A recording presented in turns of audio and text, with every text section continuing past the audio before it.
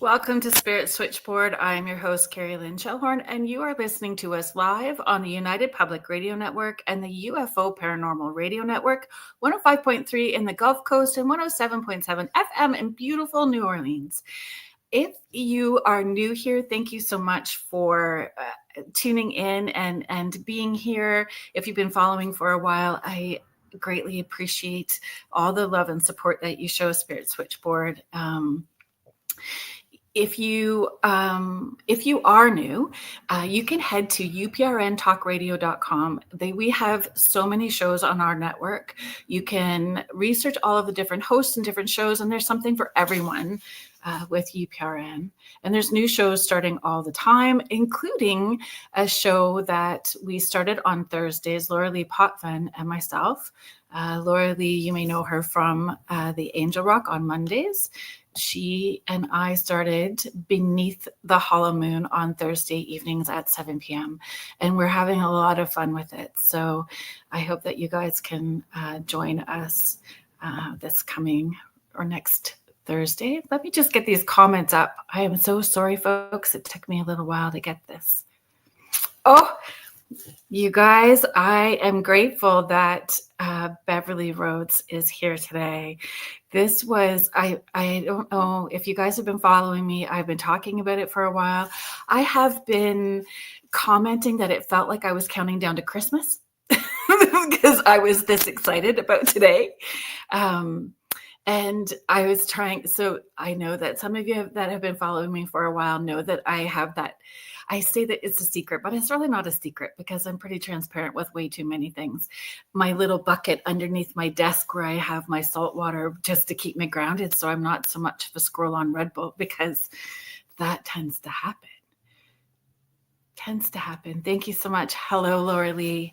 I am so grateful. Laura Lee Potvin, so Angel Rock, Beneath the Hollow Moon with me. She is how I was introduced to Beverli.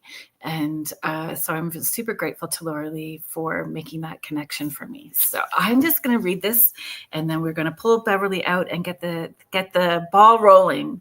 So in this special segment, we are sitting down with Beverli Rhodes, internationally known psychic, author, and expert remote viewer. So please welcome Beverli Rhodes to the show. Hi, Kerrilynn. And hello. A special hello to Laura Lee. Thank you, Laura Lee, for making the connection. It's a great connection to have, and good luck with Beneath the Hollow Moon. I think it's going to do awesomely. Well, it is just fun hanging out and talking about all the things that we're passionate about, and all of the little more conspiracies and cryptids and the fun things that we don't necessarily get to explore on a regular day. So cryptids are a lot of fun, that's for sure. Yes, aren't they? All of it. Heidi Gold, thank you for being here. We'll just do some quick hellos, and then I will. Oh my goodness, you guys are just filling up the chat today. So Heidi is tuning in from Boulder, Colorado. Oh wow. Hi, Heidi. Mm-hmm. Oh, she is saying happy Beltane as well, too. Yes, of course. Happy Beltane to all. Oh, there's Carrie. Hello, Carrie. Hi. Thank you for being here. Contessa Martin, thank you for being here. Victoria from Astrolight Paranormal, thank you for being here. Victoria was my guest last week. If you missed the show, you can find it on our archives. She had some amazing evidence from experiences that they've had. And so please give that segment a watch. Jody McGrath, thank you so much, my friend, for being here.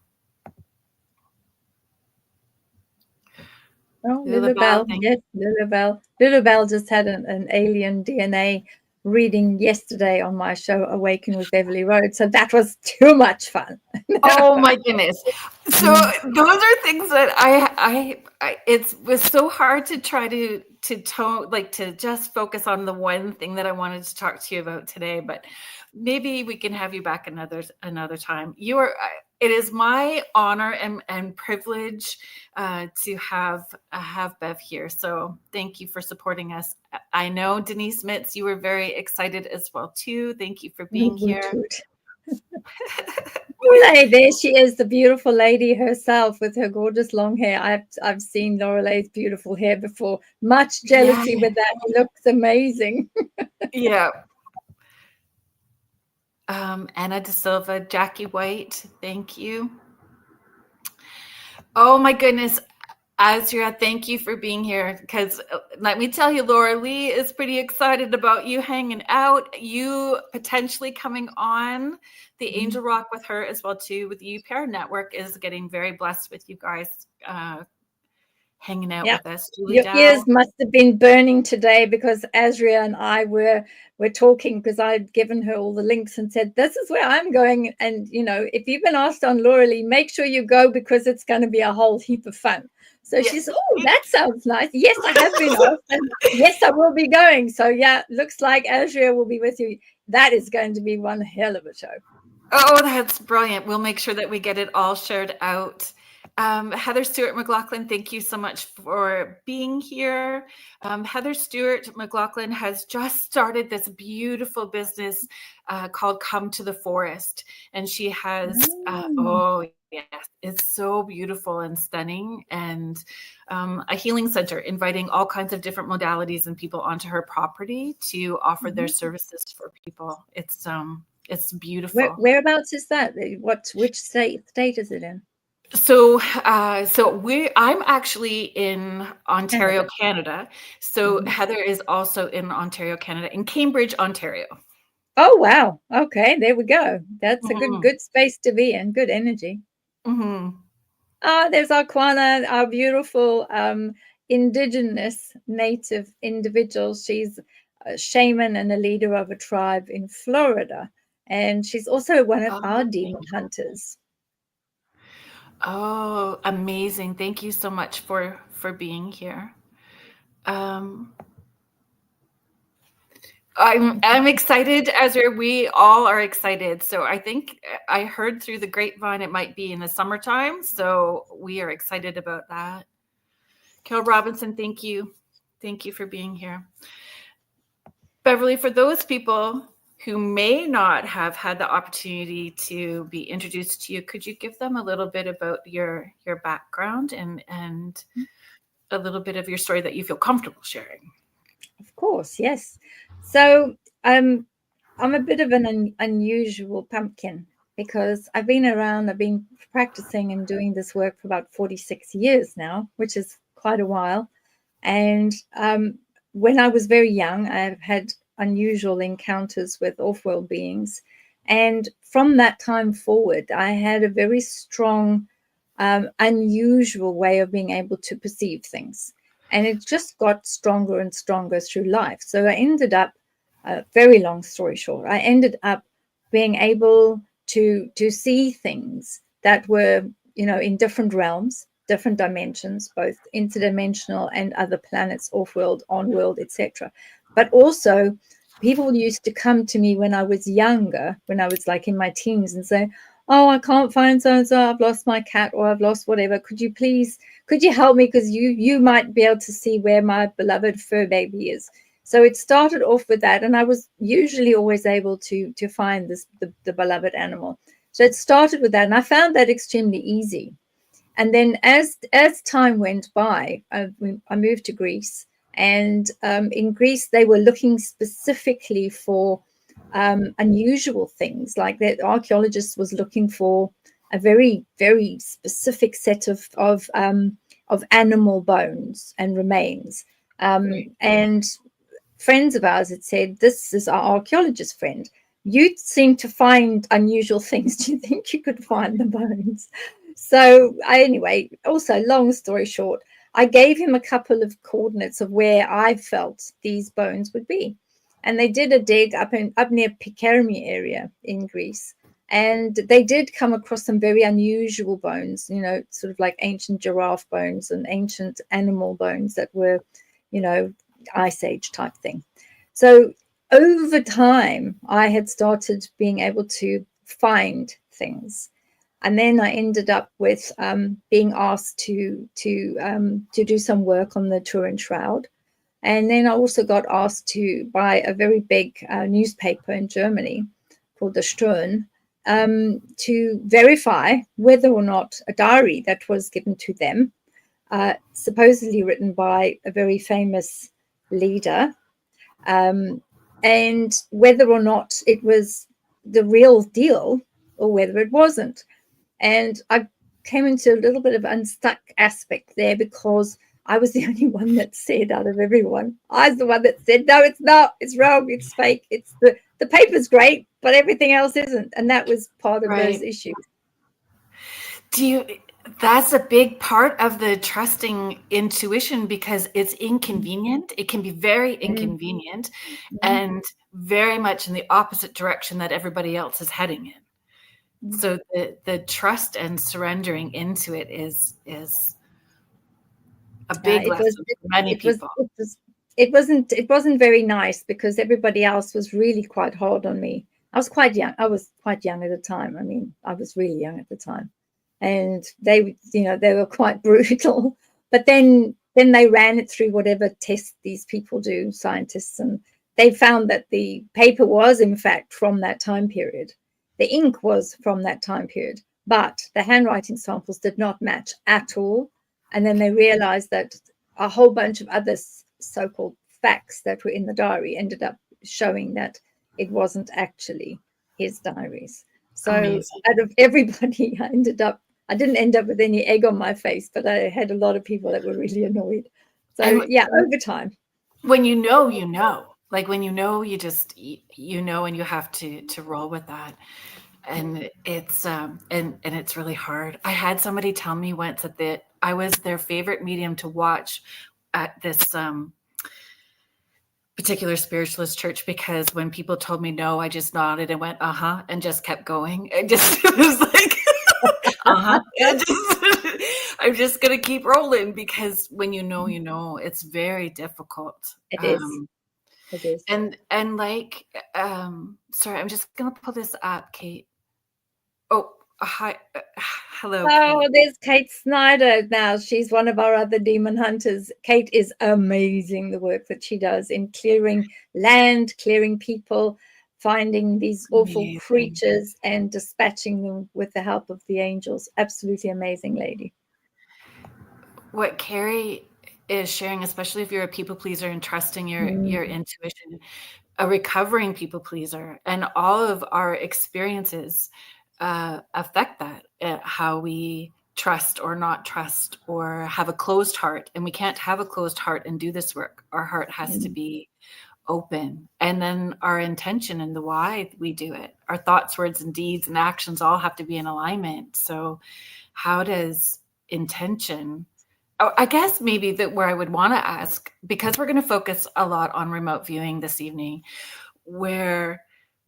because you were young, what was that transition like? How did that muscle grow, and intention, I guess, from the time you were younger to maybe maybe now? Well, I think it grew. It was one of those items that grew quite slowly, actually. It was something, because I had young children at the time, I wasn't able to fully be involved as much as I wanted to. I mean, I had 4 children at the time too, and I know you have your 4 as well. And it was difficult, because I would get these phone calls from various agencies, 3-letter agencies, and they would say, we're going to send you a package by UPS or DHL or whatever. Could you just have a look at that? And it was always, could you just. And then I would think, well, how on earth am I going to do this and the children and sort this out? And anyway, I used to do it, and I thought, well, it's good practice for me. And then I would write the report in the way that they wanted it. I mean, we are going back a long time now. We're going back like over 40 years. So it was different in those days. You'd have to write your report, wait for a phone call, and then explain what it was, and then put that in the same envelope, and then they'd come and collect it and take it back to the agency.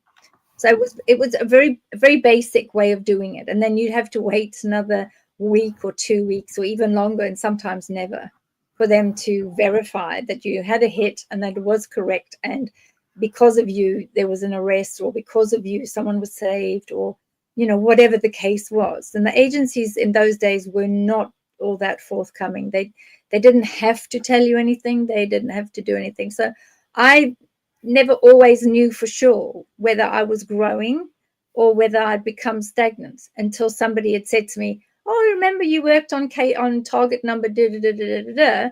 Well, actually, this was right and that was right and that was right. And if you hadn't have said that, we wouldn't have gone to that property and we wouldn't have got this bit." And I could be waiting months for that. So that's why for me, it took a long time. So having no expectation of the end outcome is part of that, though, right? Even though the validation, I understand having the validation helps you trust, but we have to also let go of what the expectation of the end outcome is going to be in order to just fully surrender into it. Yeah. Well, I think I was very blessed in as much as my life was very full with my children and very full with, my art and all these amazing things that I was doing and writing up notes of stuff. So it really didn't become, my intention was never, to reach the top of the class. My intention was never to get feedback. My intention was just, I know what I'm getting. Please, God, let this make a difference. And may the Lord's light shine on these people so that they can be saved or they can be found or they're not hurt or whatever the case is, or more importantly, so that justice may be done. And that was it. And I used to just leave it at that. So when I got some feedback, I was quite pleased because then I could kind of think, well, okay, I did this and I did that, and maybe I can do this a bit differently. And that was how things were. And my intention was always, let the right will be done for the highest and best good. And if people need to be saved, if that's part of their journey and that's part of what's required of them, if they need to be saved, let that happen. And if they need to have justice brought upon them, then let that be. That was a question that I had written down. Are we always allowed to know everything? And are we allowed to intervene in certain scenarios? Are we allowed to, or are there consequences if we dip in when we're not supposed to? That's a very interesting question. And what I will say to that is the cases, when I first started, I used to say universally, any cases that any agency is asking me or police are asking you to work on, let only the cases come to me that I need to affect an outcome, whatever the outcome may be. And those that I'm not meant to affect any outcome at all, keep them away from me.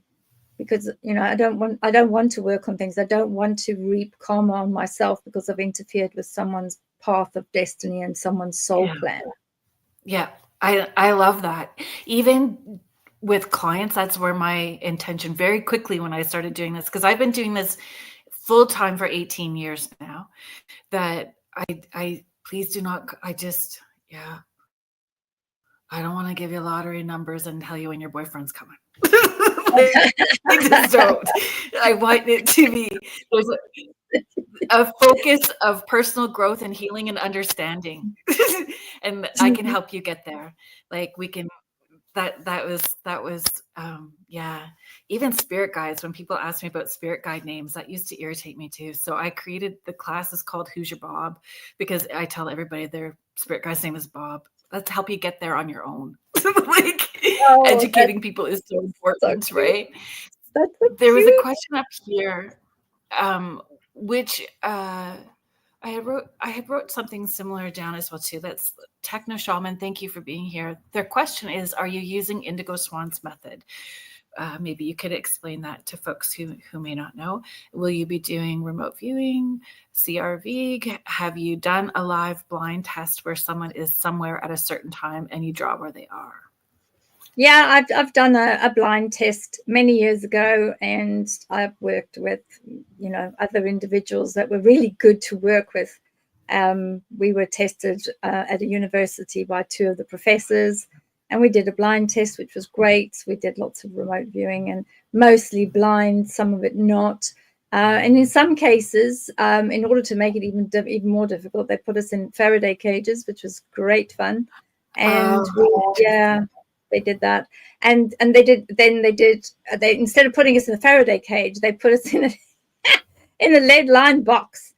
Yeah, that was not so much fun because it was really hot. But it was one of those. The test was to see whether we were able to pick up the any of the energetic vibrations or anything through a lead box. So that was a very interesting experiment. Yeah, when I was younger, I participated in hundreds and hundreds and hundreds of different experiments, and some of them were really wacky, really, really wacky. They were so strange. But I had lots of fun doing them. The one involved a helicopter, which was very weird. It's so funny because at some point you don't want to be the entertainment monkey. Even though it's research, it still feels like being an entertainment monkey. It does. And I think after the helicopter experiment, I kind of drew a line underneath that. And I think Uri had said to me, why don't you do something else? Why don't you just go and find oil? Why don't you go and work for one of the big companies? And I said, it's, at that time, oil was not that exciting to me. And I just, no.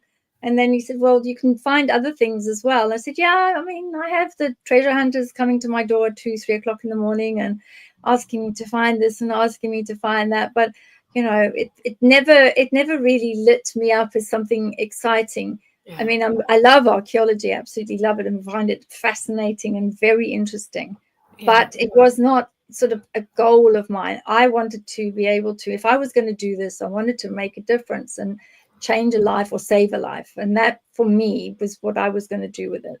So yeah, I stopped after the helicopter test.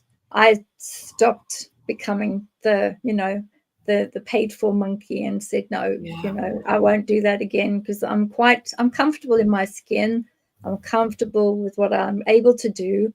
I have an extremely good track record internationally of finding missing children. I specialize in children, not adults, not criminals, definitely not people that have embezzled money, fraudsters, etc. I'm not interested in them. But when there's a child involved, that piques my interest and that makes a difference for me. So yeah, all of these different tests that they like to put you through. Yes, and I do follow the SWAN method, and I have still got my original CIA handbook. I still have it. I still follow the same way of doing it. And when I teach that every Friday, we go through exactly the same way. We have a target number. We write everything down exactly the same as we used to 46 years ago. If it works, you don't mess with it. Yeah, and it does work. It's a really good process, and it is. And once you understand it and you know it, if you stick to that, then it's because you have to do it like really quick, really fast. You just use exactly the same method, then everybody knows it. Everybody knows how to mark it, and it's very clear what you received, and it's on your piece of paper, and off you go. What is the difference between frequencies with remote viewing, receiving psychically, mediumship? How did those frequencies differ?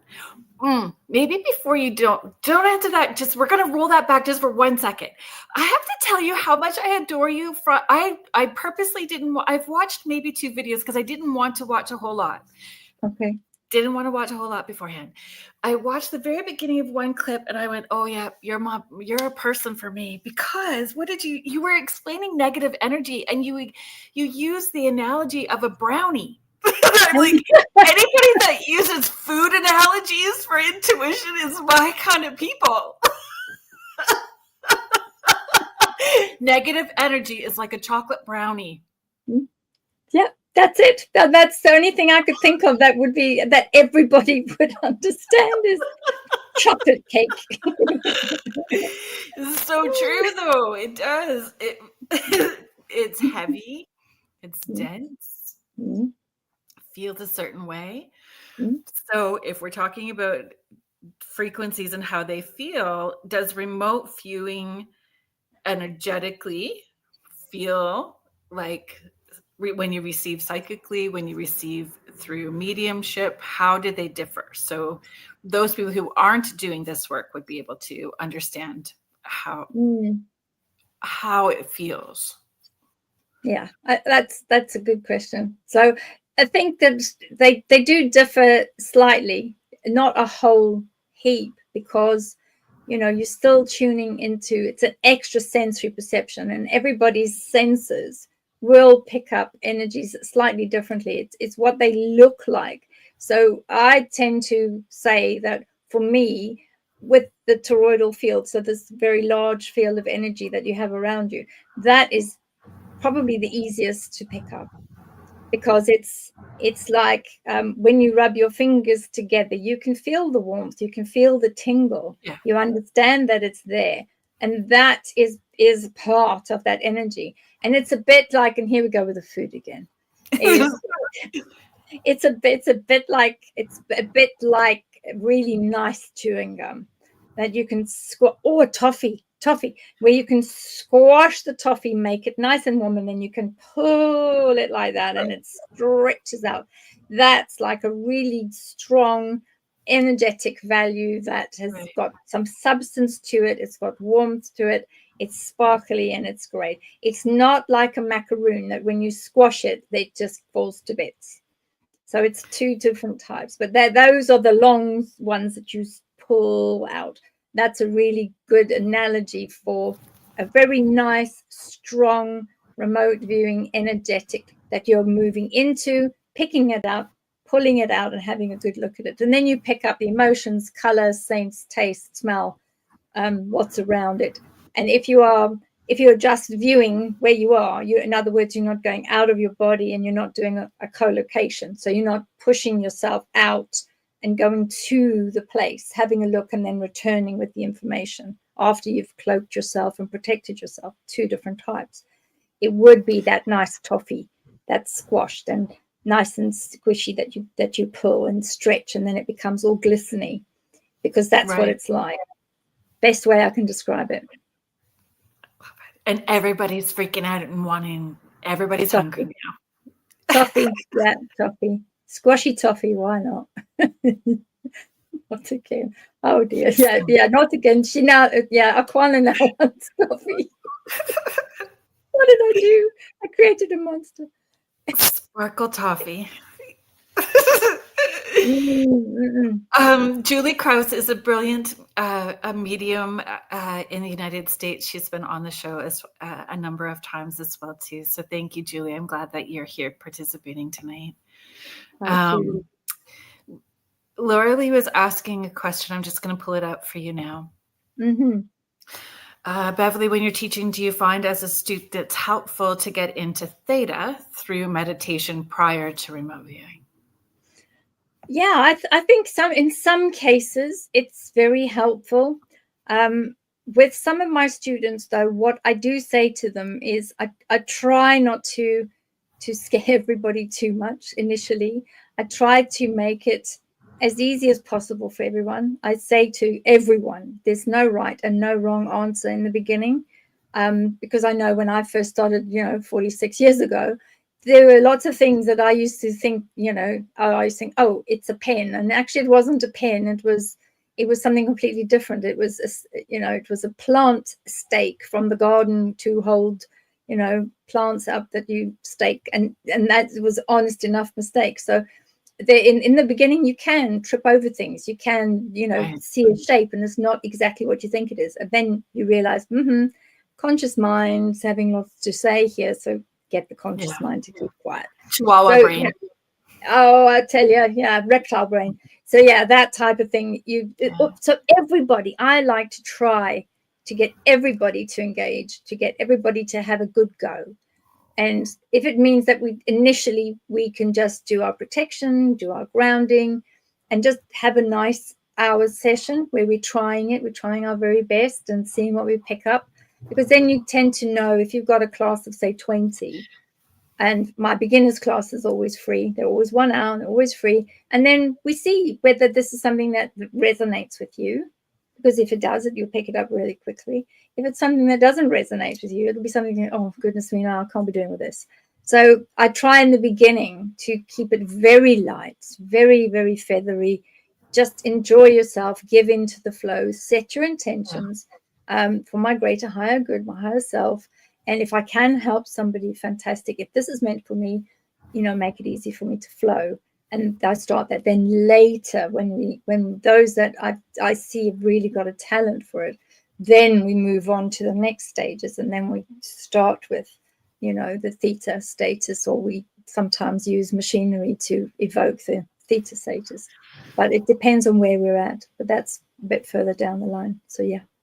Thank you. Do you find, I just want to share these comments because I'm trying to not laugh out loud, but listen, okay. Iguana is saying, I am a snack, or so I've heard. But then it gets better because Lulabelle is saying,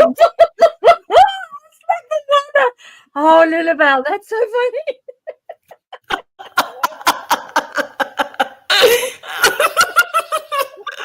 We are all dying laughing. Oh, my agony aunt, that is too funny.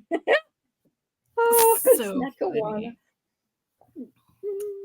Hi, abundantly empowered. Thank you for being here. So I have a question about that. In a group environment, if everyone is doing that meditation and raising frequency, do they have more success as a group when they try to do it individually outside of the group? Do you find their self-esteem wavers a little bit, or they're not feeling as successful on their own as when they're in a group? I've got both set of students. I've got some students that find they're able to concentrate and they're able to get to the level that they feel they need to get to in order to get to that energy that they're reading a lot easier. Right. I have those types of students that prefer to work on their own as solo, but then I also have a really good stable set of 25 remote viewers that work on all of the big cases, international child rescue cases, extractions. We all work together. And I think that in that case, because everybody's been working together for quite some time, we have those that specialize in being able to pick up numbers. So they'll pick up the taxi number, they'll pick up the house number, they'll pick up if that particular child has been transported and moved across lines. They will be able to pick up all that sort of thing. And then we've got another one or two that are excellent at aerial views of places. So they can see the property, they can see what's around it. And because everybody in this large group has got something different that they're really good at, and we've got one or two that are excellent at picking up the emotions and the feelings and how the child is feeling in captivity, what the situation is. And also because when we take on cases that we're given, we always are always asked, please will you ensure that you come back with POV, so it's a proof of life. Can you just check to make sure that it's an extraction and it's not a mop-up situation where, you know what I'm trying to say. I can't say that yet. But generally, we always have to do that. And there are those in the group that will feed. I see it because I run everything from one place, and I see everybody, and I can see the energy going across and moving across, and everybody utilizing each other's energy, which is a free sharing of energy to make sure that we get the best possible outcome for the child that we're looking for. So it's a bit of both. There's three different ways three different segues that I want to go with this. So do you feel that that's part of it? When we're doing healing, anything that we do, thoughts, words, actions, it goes into the collective consciousness. We're all tapping into it, whether it's good, not so good, it's being put out into that collective. So needing the collective in order to do the work that, each of us has our own soul contract and how we're to be of service and how we use those abilities of service. Do you see it that like we're not meant to know all of it so that we can be part of the collective? Am I saying that right?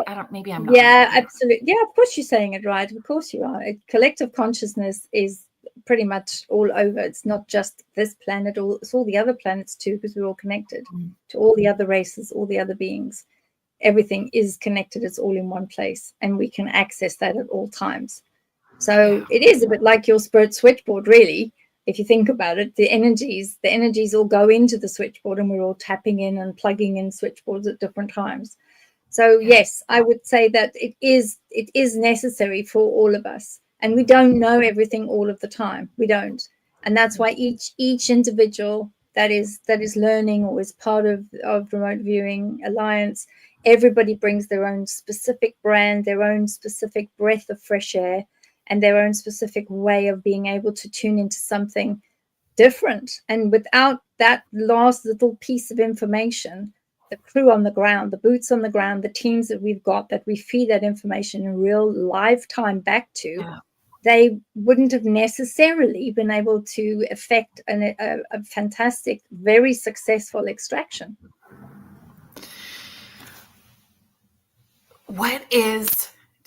Are there varying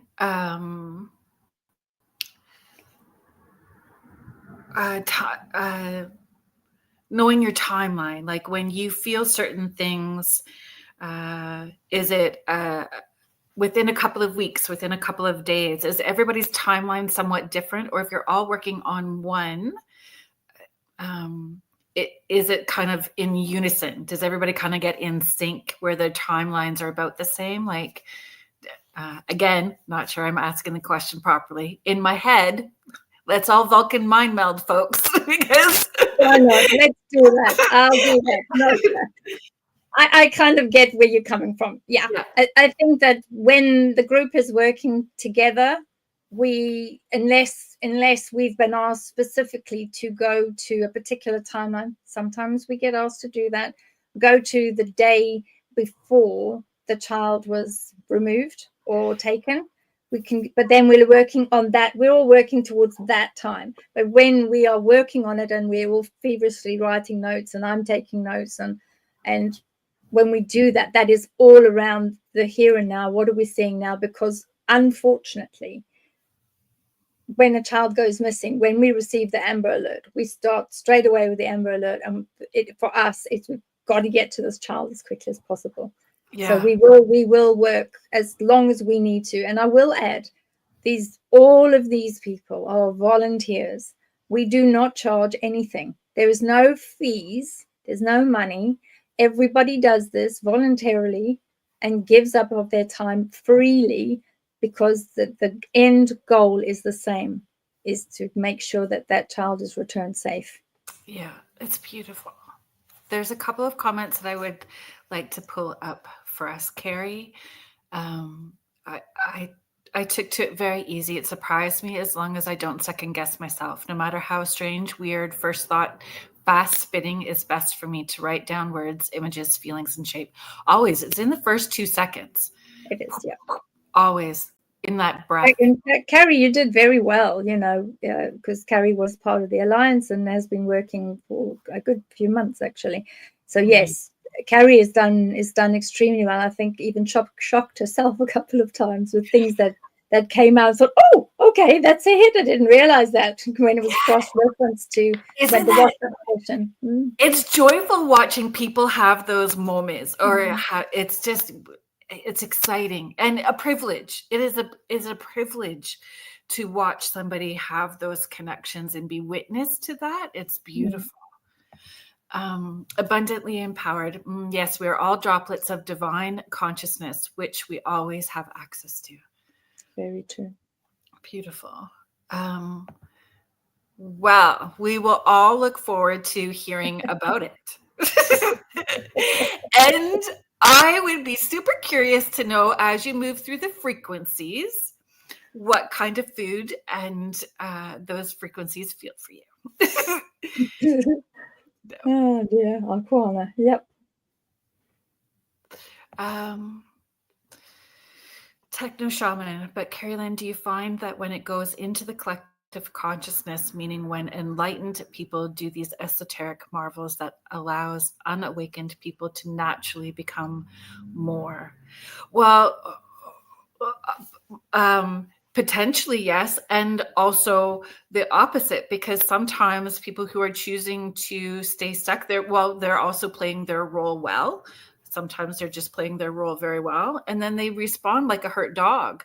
They don't understand those higher vibrations and frequencies. So they snap, growl, and bite and give you more of what you don't want. So sometimes you have to go through the back door a different way to put that energy out. Beverli, do you have thoughts? Would you like to chime in on that? Yeah, I think that most individuals I find will draw down what is right for them at any given time, because what is for you cannot be against you. It's what you draw down, and naturally, because energy flows and goes where it needs to be. So if you're meant to be accessing the collective consciousness and you understand that and it works well for you and it vibrates with you, then that's exactly what you'll do. But I do agree with you when you say sometimes when individuals are not ready for that burst of energy sometimes can leave the person just crying and upset and thinking, oh my goodness, what on earth was that? So yes, it's a double-edged sword in a way. Yeah.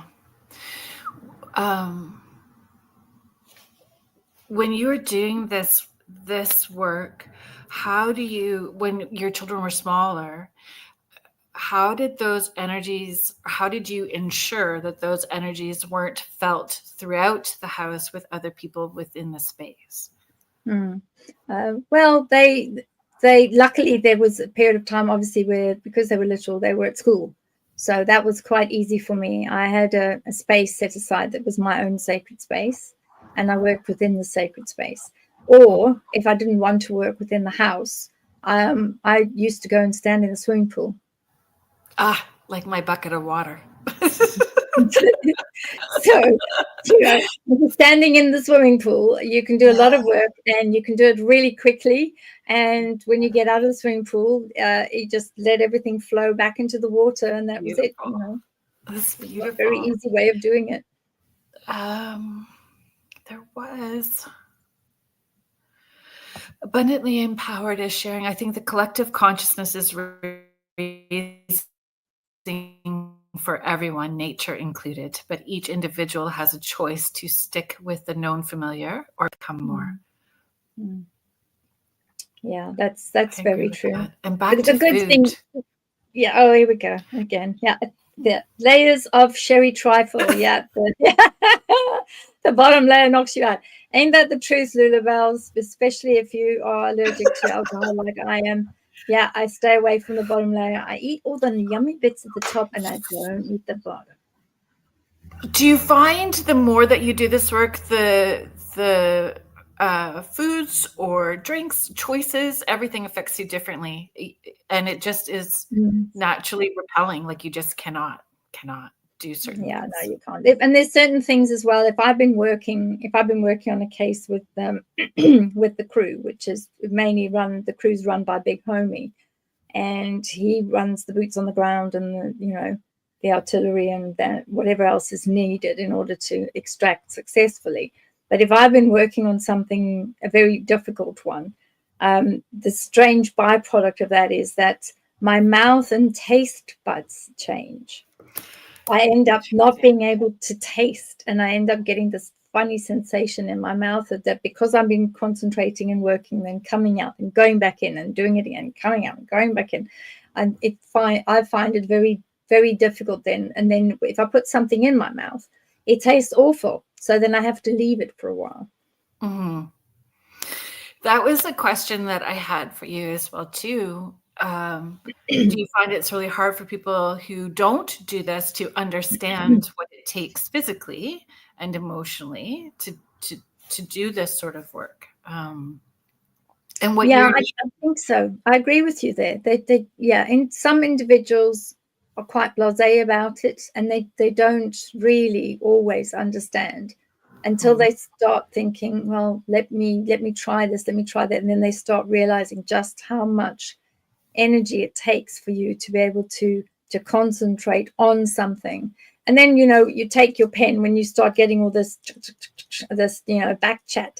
You take your pen and you do lots and lots and lots and lots of circles, and then you let everything else come in from this side. So your conscious mind is thinking of these circles that you're constantly doing, and give it something else to think about. So it is difficult. And sometimes, luckily for me, I've been doing this for a very long time. So there's not much in a case anymore that can happen and does happen that will get to me or upset me anymore, because I'm really good at shutting off, closing off, creating such a strong barrier with a mirror image and an energy that pushes everything and go back, and I push it back all the time. I don't actually, even if there is something really awful that's happened, because I think all of that, for me, one of my very first cases that I worked with in South Africa was the case of children that were being taken from the train station, and it was a PDF predator, and the PDF predator was having his evil way with the children. But then what he was doing is he was digging a hole in the beach sand, and he was putting the head of the child in the beach sand and playing a game of let's play sandcastle, and let's bury you in the sand. But then he was leaving the child there. And one of my very first awful cases that I worked on was actually going with the police after finding the location and going there. And then at that moment in time, they didn't say to me, maybe it's a good idea that you stay in the car. So I walked with them over the sand dunes down the other side, and then I saw what I saw. And I think from that moment in time, seeing the person and then the spirit of the person, of the child, and then I started talking to the child and saying, well, what happened here? Then it became totally different. So since that time, other than that very first time where it was very obvious that there was the organic body and the spirit body, and they were two very different things. From that time onwards, there's really not much anymore that is shocking. Do you avoid? So my dear friend is a forensic astrologist. Oh, wow. She's brilliant. She is so brilliant. And I saw Rhonda Harris. Thank you for being here. So Rhonda knows her. They both have their own podcast with the Rift Nation Network.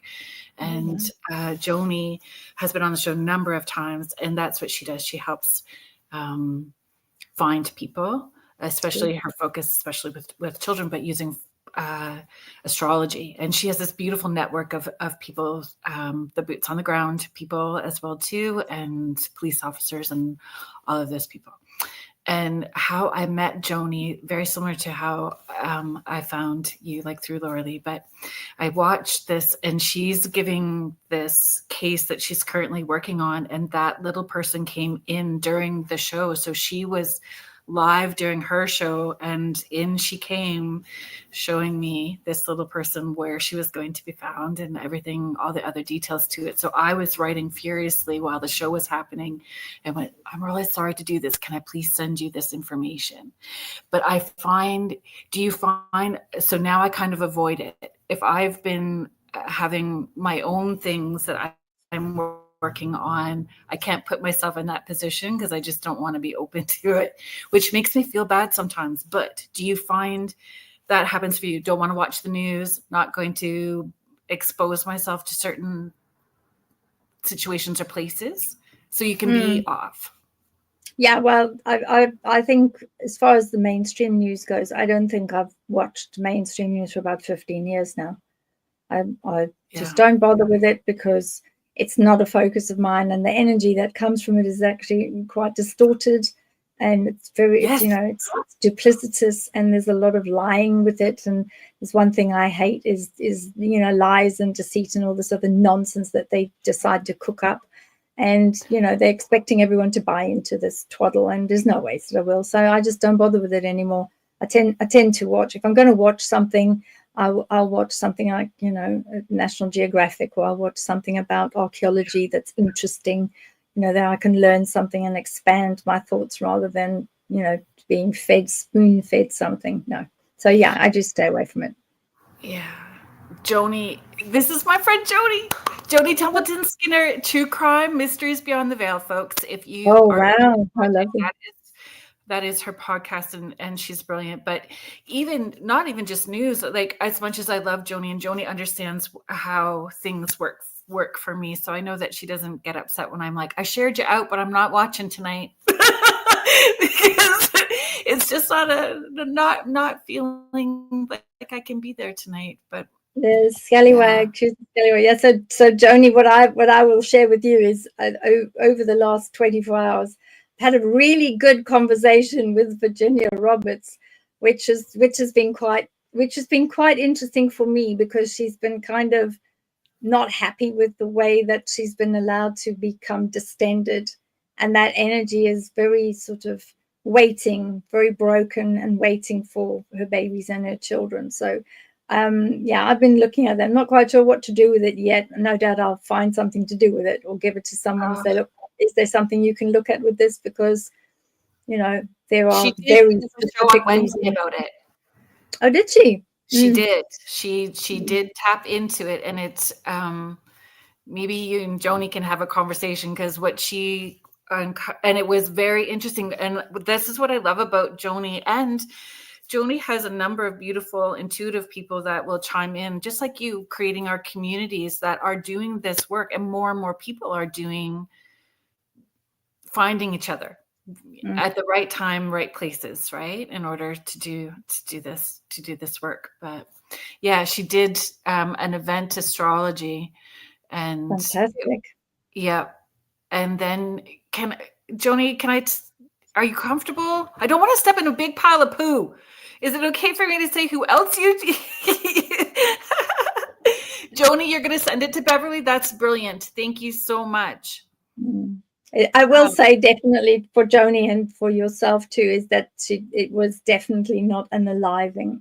It wasn't not an unaliving situation, and I'll be very interested to understand with her event astrology, because I would imagine, not that I know anything about astrology because I don't, I would imagine that energy with the astrology probably was meant to go on and do other great things, but was stopped. So, that would be quite an interesting collaboration to see, what it was that was said, what it was that I was able to RV. There you go.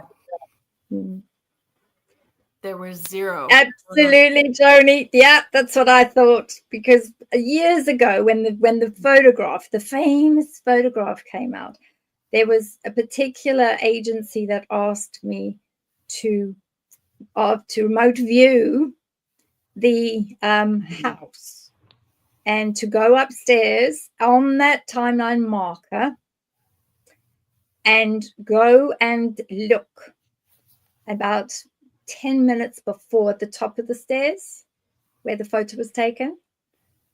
And I did that, and I saw the famous Princey Pooh, the Randy one, trip over the carpet. She has her own nicknames for all those people as well too.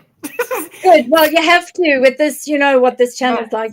You can't say certain things. So I'm super careful, so I won't ever get you into trouble. But he tripped over. Nearly landed on the banister, silly twit, and then ended up standing next to that person. Put his arm around her and had the dark-haired Ghislaine in the side. That was fact. It happened. That's how it happened. That's what I saw on that date marker. Job done. And once I sent that through, they were quite happy with that, because they actually had in their possession the real photograph with a timestamp on the back. Interesting. Interesting. Well, she tapped into other famous leaders to see how it all connected, how their charts aligned with one another. So yeah, I'm glad that she's going to send all you that information. And And I think it's lovely. Wow, how clever. It's she said Virginia's her hero for coming forward. And me too, as an SRA survivor myself, which is in my book, The Horse Girl. We had a lot of parallels between us, and we were moved here and moved there, and we have a very similar list of people, shall we call them briefly, people that were serviced on various jobs, because they do call them jobs.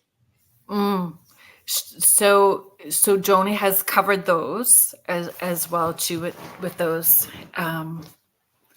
Yes, it's super brilliant. And we were all, Laura Lee was in the chat as well too. Joni, you know what? You have a bunch of Leos here as well too. Laura Lee is a Leo. I'm a Leo. Beverly's a Leo. We're all Leo. We're all Leos. And no wonder we're so passionate about helping and supporting. Yes. In that way. Oh, I'm so sorry. I'm getting lost in all of these conversations. And Joni, I'm so glad that you were here when I was singing your praises, because I know that you don't necessarily, you're very humble about what you do. And I'm glad that you're here to hear all of that. Anyway, okay. Other question that I had, and then I'm going to do our station ID, and then I know where I want to go in the conversation. Was about the art. You had mentioned art earlier. How important is it when we are opening up or with our intuition to have those creative outlets? Very, very important, because that energy also, if it's not utilized in a session, if you're not maybe working on a case or doing something specific, it can then be channeled into art or into some form of creativity. And because I can't knit or sew or crochet or anything remotely like that, the only thing I can do is paint. And that's why I thought, right, that's what I would do. And that's how I allow that to flow. And I use acrylics and mix it with all sorts of amazing things and sparkly stuff and whatever. So I do a lot of acrylic flow work, and I allow whatever just comes to come. And, you know, when we were raising money during the time after I was in the 7th of July London bombings, they asked me to do a really big painting, and I did a big painting. And then I was really very blessed at the time, because number 10 Downing Street heard about it and said, well, can you come and hang it in the wherever it was in 10 Downing Street? And I went, at first I thought it was a prank call. I said, yeah, right. You are the person that runs number 10. Yep, I'm sure. Come on, stop pulling my leg. I think the guy actually, it was you. But how would you, well, so there's, okay, I'm going to do the station ID. Then we're going to come to that question. We're going to do that question. We're going to do the station ID so that we don't get in trouble. So if you are just joining us now, thank you so much for being here. You are listening to Spirit Switchboard. I am your host, Kerrilynn Shellhorn, and you are listening to us live on the United Public Radio Network and the UFO Paranormal Radio Network, 105.3 in the Gulf Coast and 107.7 in beautiful New Orleans. If you are new here, thank you so much for chiming in and being part of the show tonight. You can follow uprntalkradio.com to see all of the hosts and shows. There's always new shows that are starting up with our network. There is something for everyone here. Laura Lee Potvin of the Angel Rock and myself started a new show 2 weeks ago called Beneath the Hollow Moon. And it is fun. I hope that you guys hang out with us there. We talked about time travel. We were going to talk about the Mandela effect, but we lost time because there was so much to talk about with time travel. So, so we hope that you join us next week at 7 p.m. Eastern tomorrow night. Anyway, so my guest tonight is Beverli Rhodes, author, remote viewer, psychic, and it's just a pleasure. It's just such an honor. You have no idea how excited I was. You responded to that email, and I was like telling everybody, oh my goodness, she emailed me back. Like I was pinching myself. I literally felt like it was countdown to Christmas. Oh, you're so lovely. Thank you so much. And I was looking so forward to meeting you. I went and watched all your shows. Oh my goodness. Well, there's So, growth there because you'll I see, I went did the little finger thing where you do the tick thing. I did the tick thing all the way along, and I thought that was really nice. And I thought, oh, that's a nice one. I haven't heard of that topic before. So yeah, I too have learned a lot, and I know there's a UFO network or something as well. Haven't found it yet, but I'm sure I'll be able to find it. Want to go and have a little scratch around in that and see what's going on. there's just so much. So our network owner, Joe Montaldo, Laura Lee, you can help me out because I car. So please help remind me what the iCar. I'm so sorry, Joe, if you are listening. Please know that I appreciate all of your knowledge and the space that you provide.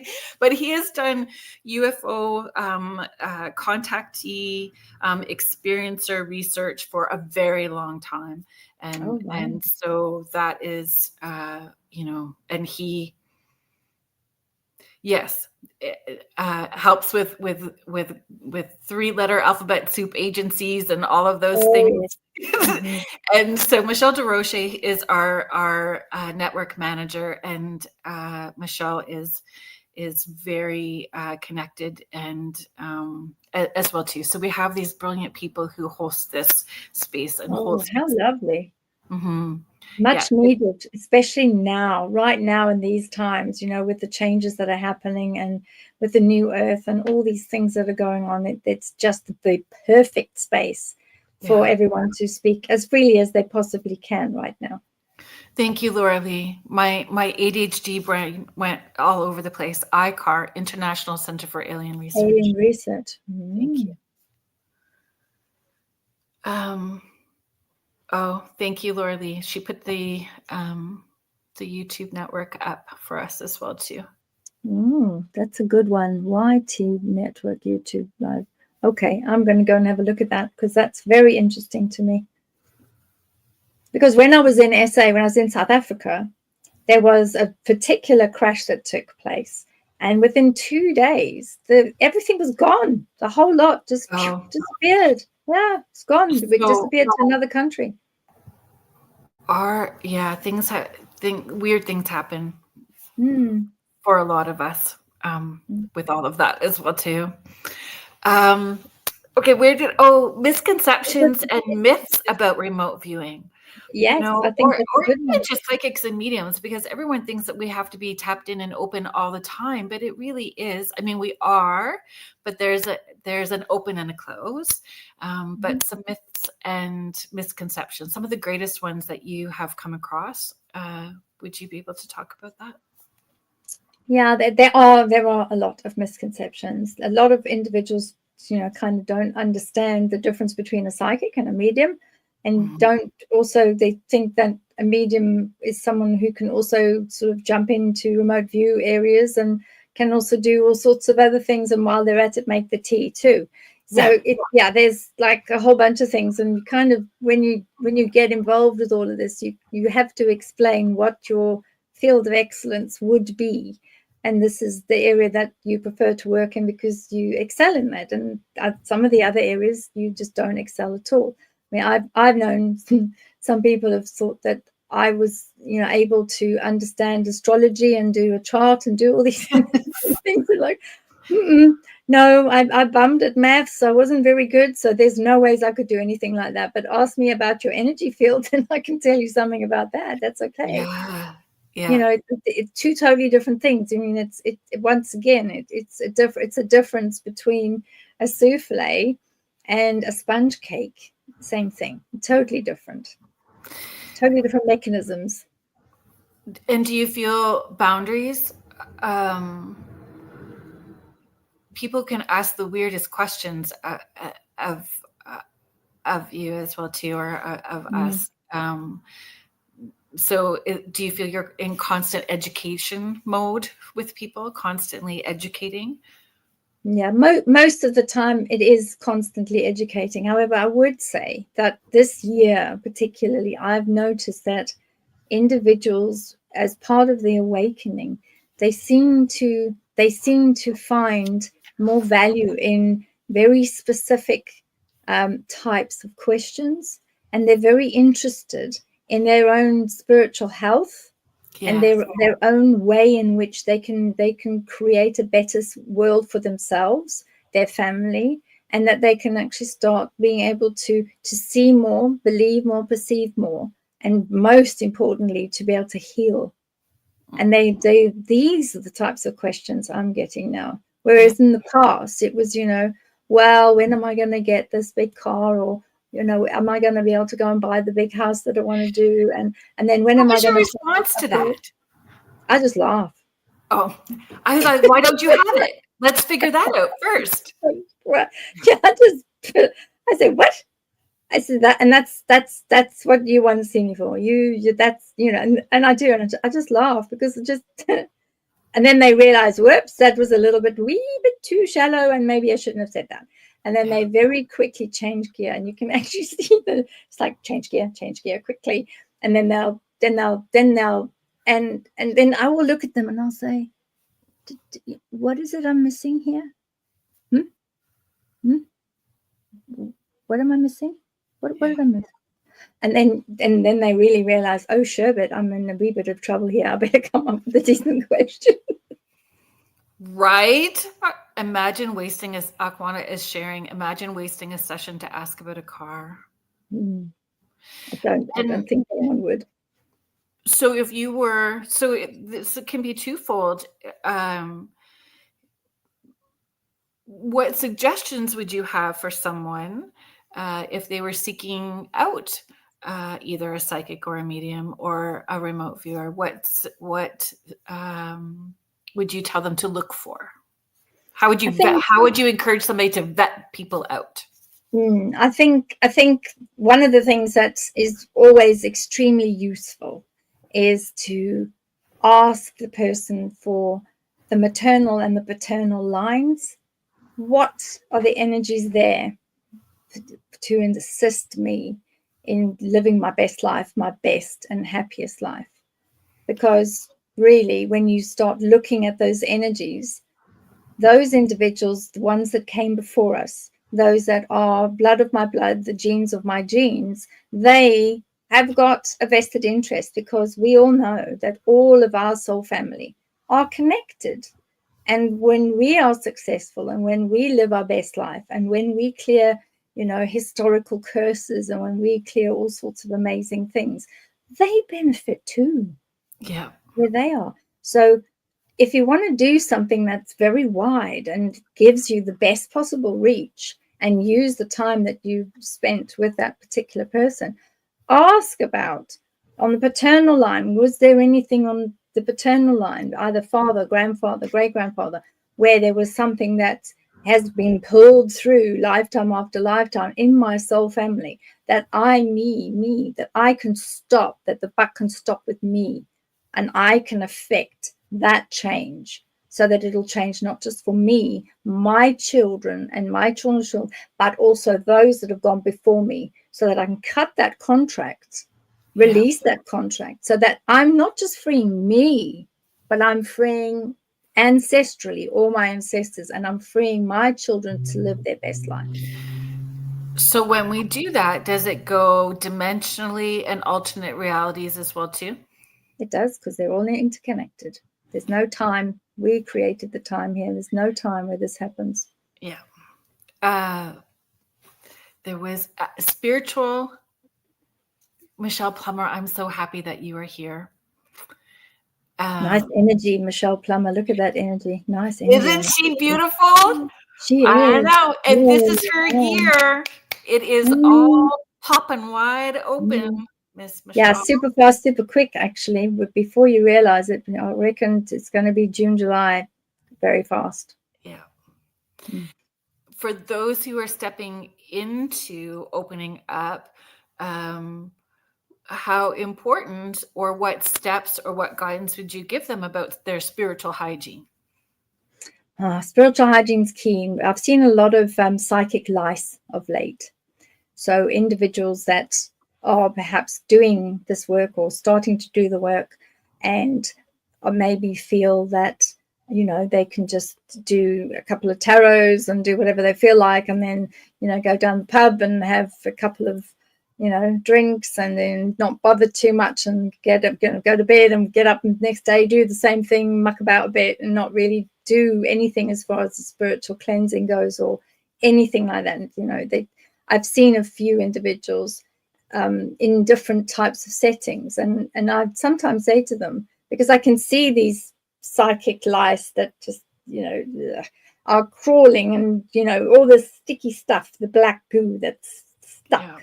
And I sort of say to them, what's your regime? Are you cleansing? And even if you just take a bowl of water and put salt in it and some cinnamon, and then wash the hands so that the energy is got, and then take your beautiful crystals and take the crystals, like the ones I've got. I take this and I move them, and people see me doing it online all the time, and take this and remove it and take it off and just start cleansing and cleaning and getting all of that moved. And they say, oh, no, I don't worry about that. I can't be bothered. It's not necessary. And I just think, oh, my goodness me. And then I don't say anything. And I just think, well, because they don't want to know. They feel that's fine. I don't need all of that nonsense. I'm protected enough. And I'm thinking, okay. Do you think that people need to have intense, lower energy lesson in order to understand how important spiritual hygiene is? I guess some people do, maybe. Some people do, but I think it is also, it's a sign of the times. Everything is so fast, everything's moving so quickly, and particularly areas where you've got sort of individuals that might be doing, different types of teachings. They might not, push forward and say, this is important. This is something that you need to be doing. You need to do this. If you're going to see a client, make sure you cleanse afterwards. Make sure that you don't pull that energy from one session into another. Make sure that doesn't go through whatever mechanism that you're using, that it doesn't flow through.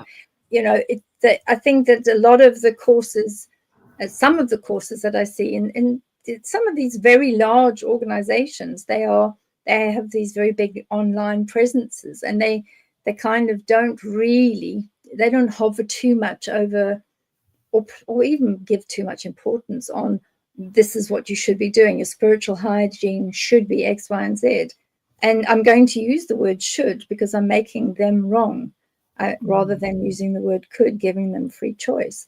Because actually, yes, they should be telling people, if you're going to do this work, you're opening yourself up, and you could end up in a whole lot of hot water.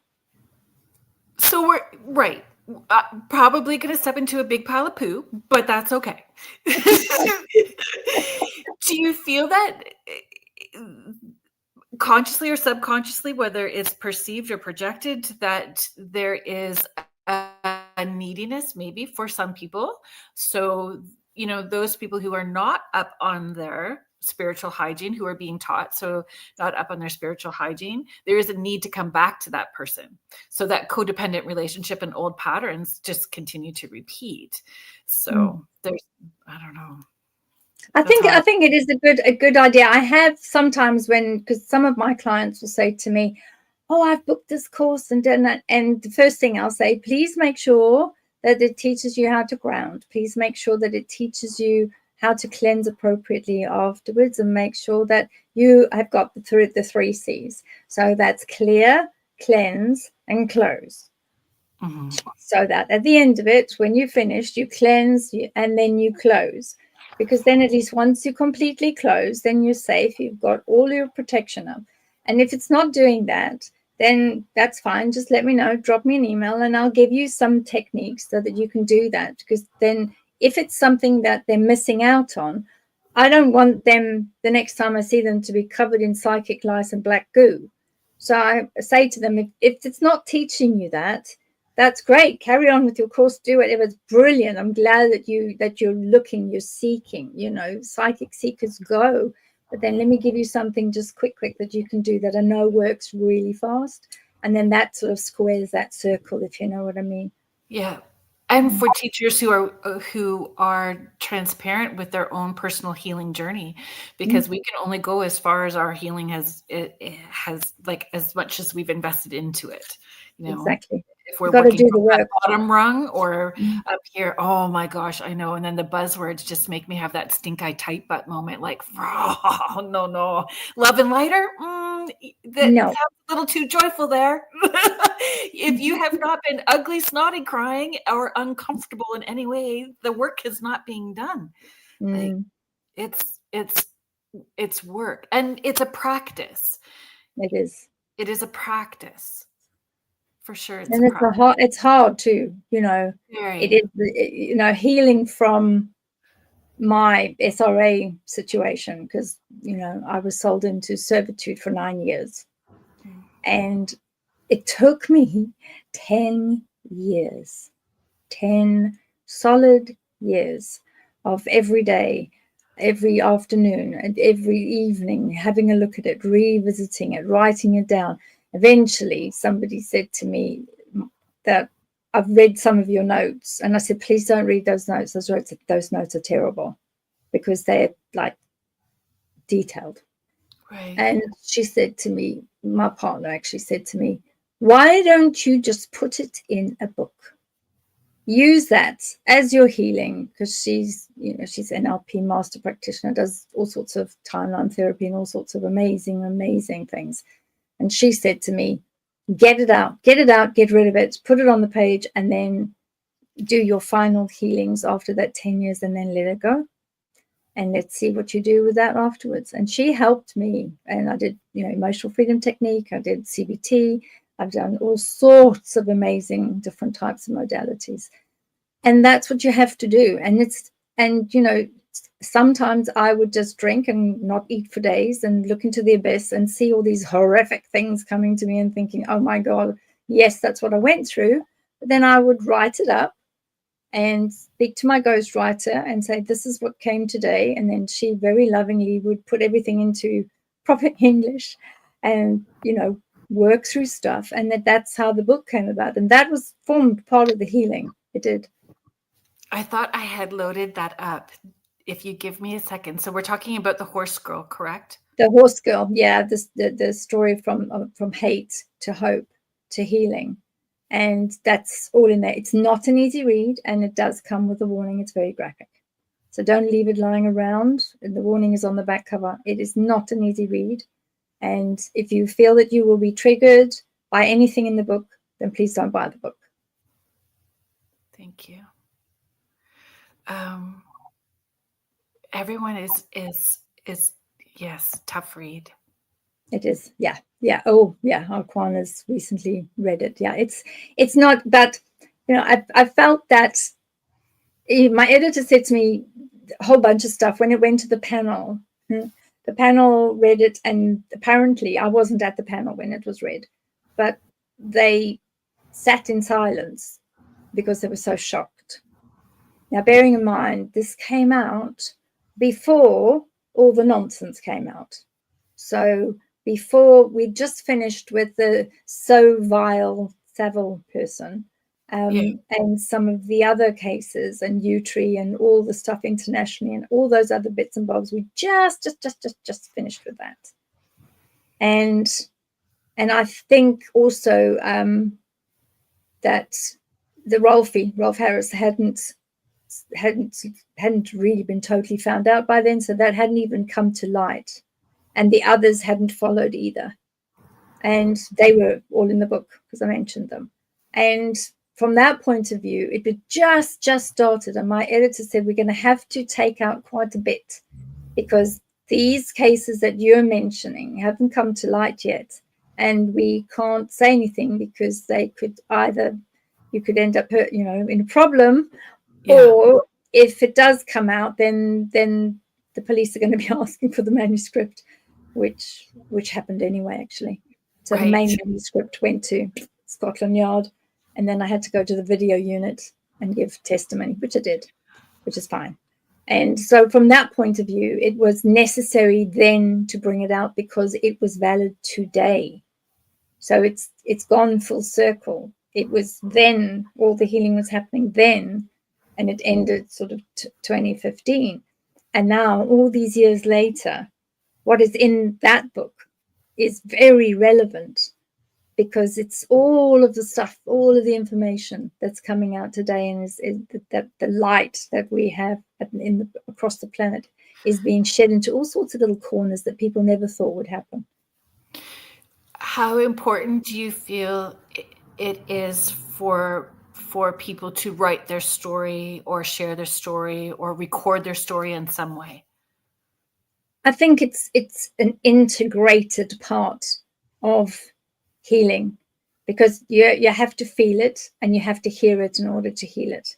And also what's really important is our words, and that the breath that comes out, the words that we put on our breath, that allows for healing. And when you send that breath out into the atmosphere, out across the world, that in itself will allow for the healing, because it's like a boomerang.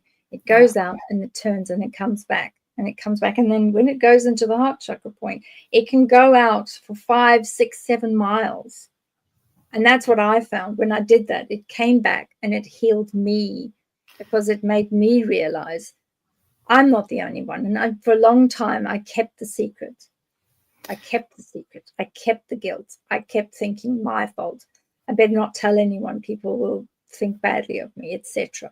I was very, very silent. I was a good girl. I did what I was told, until one day I didn't. And then it all came out, When you say it, you claim it. And I did. And I moved from being a victim into being a survivor. And then I moved from trauma into triumph. And we're so grateful that you have done all that and the work that you're doing now. And it's brave to be transparent and vulnerable, emotionally vulnerable in that way. And for those people who aren't ready to share in their story, but even to document it, so that if something happened to them, there is evidence behind that has been recorded. Even if it's not shared right away, right? And you won't always get justice. You're champion. I love that. Strength of a Leo. Yeah. Laura Lee is sharing, I've been interviewing Chris Lederer, who has had a childhood experience involving some of the things you've mentioned, Beverly, and he's written a book that's been on constantly. Banned when he released it. And he does donate some of the proceeds of that book to the survivors of the Montauk Project, which he was involved in. So there's money that goes back to that as well. It's a good cause. It most definitely is. When I wrote my book, it was the Survivors Coalition Foundation that I said, a percentage of the proceeds would go to the Survivors Coalition Foundation at the time, but which has now since been closed down. So,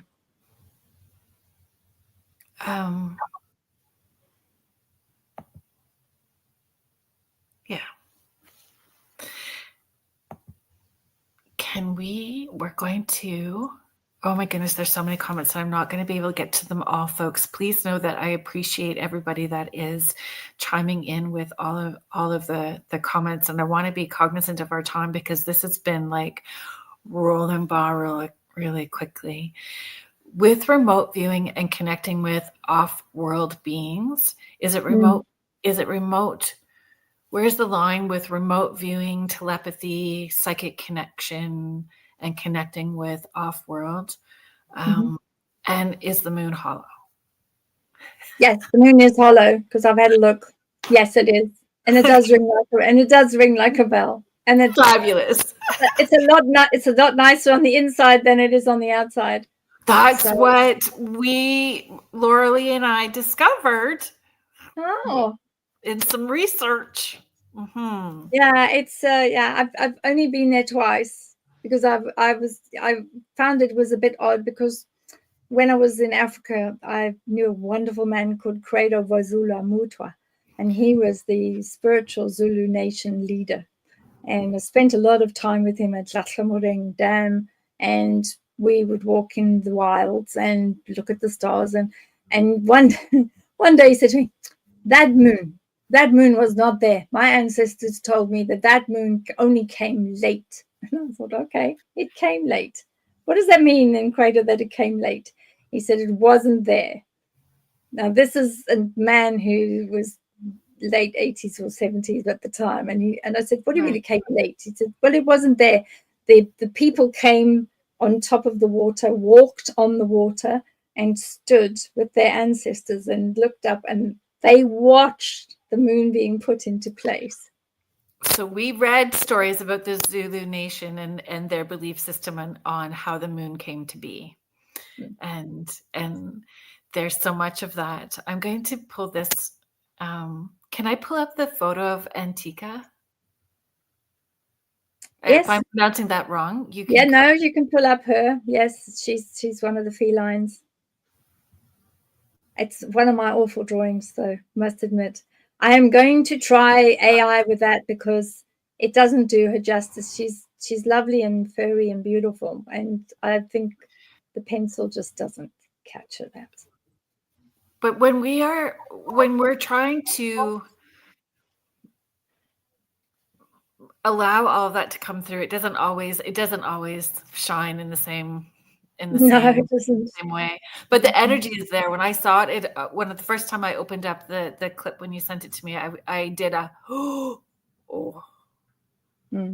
That's a good question for me to you, actually, now that you've done that and you felt it, because with my current book that's getting ready to be published, I've put all the different beings that I've had downloads from and those that I've had direct interaction with, and she was one of them, and I was wondering whether I should just, because what I did is I took a photograph of it and sent it to you, but I'm wondering whether I should include it like in its raw state, or whether I should tidy it up and make it nice, not coffee. Because you can feel your energy through it at the same time too. And so what was connected? So other people who may not be energetically sensitive or may have a different reaction to it, but those people who are on that healing journey, more consciously aware and doing healing work or energetic work in any way, are going to feel that energy. Oh, okay. For sure. Yes, you can put Antika up. Yeah, you can put her up because nobody else has seen her. This is the first time she will ever be seen exclusively on your show. Thank you so much. Oh. It's extra. It's just extra special. So, okay. Add to the stage. There we go. Oh, there's a phone. How cute is that? Oh, that's the old switchboard that I used to work on. Oh, I didn't realize that's a switch. I used to work on a switchboard like that. Did you? Yeah, that's my background. It's the plug-in. I used to, you had to work really fast to plug everything. How many times did I put the wrong plug in the wrong place? Many times. Oh. Yeah, there she is. There she is. Oh, she's so cute. Look at her. She's so cute. You know, her face here, her face in this. She's got this like really soft, like very fine fur. She's quite like Lanugo, like a baby. Yeah, it's like downy and just really lovely. And I don't know if you can see, but on her ear on the side over here she had these coming of age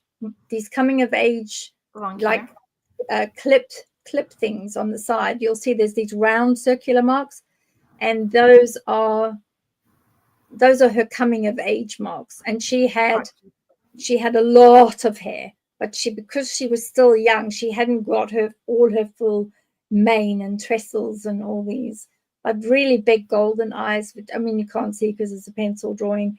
And she had started to change within her facial structures as well. And she was, although she's feline, Antika, she has a part human parent lineage. So her dad was one of the ones that helped me, particularly on the pleasure port, because that's where I ended up quite a few times in a slave environment. And she was very interested in my slave tag because it was 126694. That was my slave number. And she would say to him, you know, can we do something? Can we?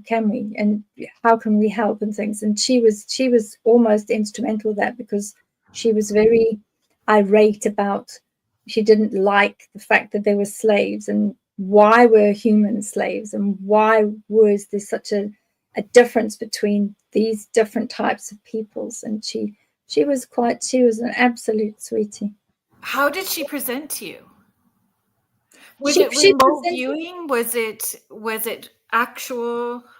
Is it inside eye, outside eye? How did she present? She was more of an out experience. So, you know, when I go to sleep in the sacred space of my sleep space, when I go out, then I meet with Da'ar, and then I meet with others. And she was, because at the time, she had her dad, who was very, very involved with what could be rightened for humans that were being taken from our planet in order to do all sorts of things. And it's very common, especially in the area where they auction off the humans, and they do all sorts of work here, there, and everywhere.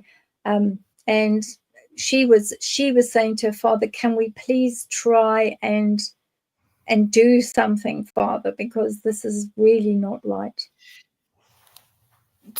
How would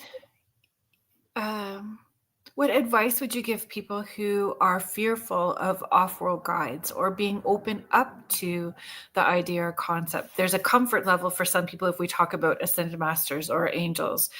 If we push that boundary a bit, they hold their breath and go into fear mode. So what advice do you have for people to be open to their guides that are from off-world? There are a lot of different types of off-world beings. I mean, I think that individuals, Clifford Stone himself, he had sort of quite a few, 60-something that he'd clocked himself, or he'd captured, he knew, and had written up. You know, other individuals sitting in the 136 region of beings. Not all of the beings are kindly. Some of them are quite difficult. The only ones that I would be particularly worried about would be, you know, Dracos, Draconians, the reptilian types, but also more importantly, the greys, all three different types of greys, the small greys, the tall greys, etc.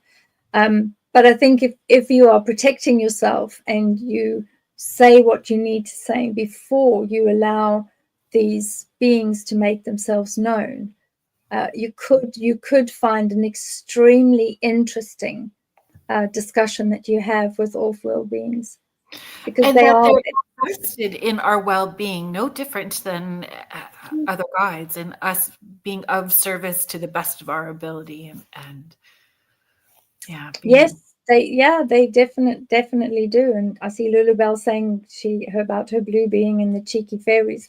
Yes, and there are many, and then there are many new types of beings that are coming forward and stepping forward, that are allowing themselves to show themselves. But they are, if you allow that and you're very careful with the way that the introduction takes place, I would say, if you are aware of your ancestors, is ask those that you trust and say to them, you know, grandfather or grandmother or whoever it is that you know, that they would never see you wrong. They would always take care of you. Mm-hmm. Ask for their assistance, because they're always around. They will always hear you, and they will always, you know, it's beneficial for them to make sure that nothing happens to you and that you live your best and highly spiritual life.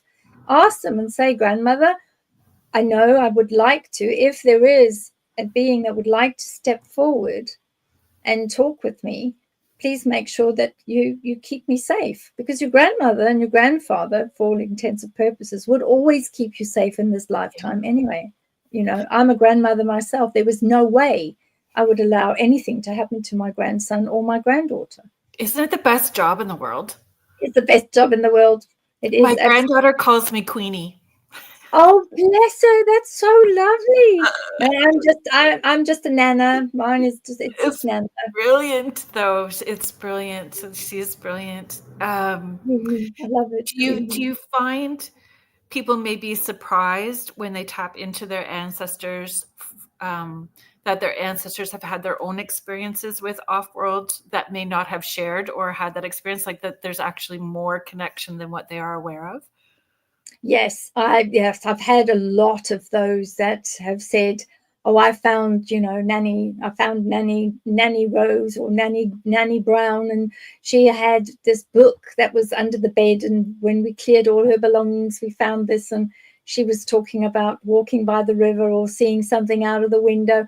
And it's coming thick and fast now. There's so many people that are finding out things about their ancestors and grandparents and even great grandparents. And it was because it was a big no. People had to write things down. And there was somebody, it was really beautiful. Somebody's great grandparent had actually written a poem about the stars in the sky and how the stars fell to earth. And it was so beautiful. I thought, they're talking about the star people. And she said, yeah, that's what we all think it is. And we're not 100% sure because it was like late 1700s, 1800s in the middle of farmland. And there was a burnt patch. And that was it. Who knew? Amazing. Laura-Lee is just asking or commenting, didn't you say before, Beverli, that the Greys have left our planet physically on Sean Atwood? Channel? They're gone. The Greys are gone. The reptilians are gone. The ones that used to be in Inner Earth are gone as well. Dracos are gone. They were physically removed. They were physically removed off the planet. They were given their own homeland. So they didn't have to be here. They were given a place to stay that was their own planet. The Greys have been banished. Yes, they're not allowed in. They are, if they come anywhere near this planet, they have a no-fly order. They're not allowed to come here. But it doesn't necessarily stop them being able to transverse that energy because they're very sneaky. So sometimes you will find that they'll try to impress themselves, but you can just push them straight back and say, you have a treaty, you're not allowed here, return back to where you came from because you're actually not allowed to be here, and set the alarm.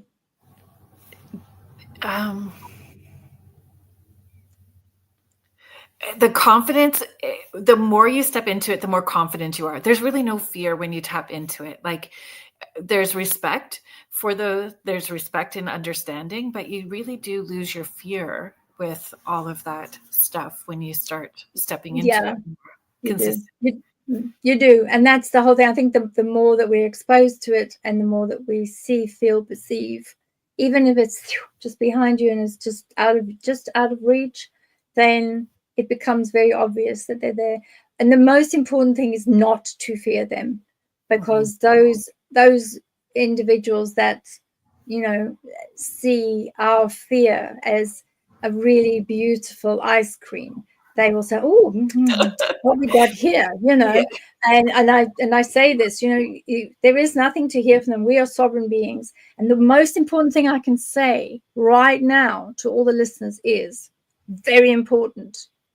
You cannot ever sell your soul. That does not exist. Doesn't happen. It's BS. You cannot sell your soul. Your soul is you. It's yours. It travels with you for all your lifetimes, this lifetime, other planets, where no matter where you are, going back to source, no matter what. It's not something you can sell. Nobody can buy it. It is yours. It is your soul. It's part of you. You cannot sell it. Very important. Thank you for sharing that. And exactly, 100%. It was fear-based control, manipulation. Yes. Bullshit. Yes, absolutely. And I love that you went back. Laura-Lee's just commenting as well too. We went back to the food analogies. So we're going to be tasting ice cream. We don't want to be a food source for low vibing dimensional beings. Jackie White. Thank you, Jackie, for being here. Jackie is sharing, I've been looking into the eyes of this being and feeling such deep emotion. You're drawing tearful while you've been talking. Jackie is an animal communicator. Oh, So isn't that she's so lovely. Antica is just gorgeous. It gives me tingles all the time.